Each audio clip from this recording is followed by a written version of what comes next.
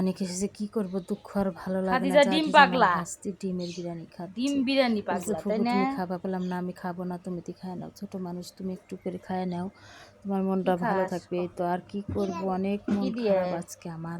আপনাদের ভাইয়ের সাথে আমার ডিম কথা, দিয়ে সে এত গরিব মানুষ অলস। খাদিজা। কখন আপনারা আপনাদের মেয়ের কোনো বাবা মাই জানি দেয় না কোনো জোয়ারু মদারুর সাথে বিয়ে। একটা ভালো ছেলের সাথে বিয়ে দিলে মানে সে ভালো, সে কামলা বেঁচে খাক, দিন মজুরি খাক, সেদিন একবেলা খাইতে দিলে তো সেটা ভালো। বড়লোক ঘরে গাড়ি বাড়ি কোনো কিছুই প্রয়োজন হয় না।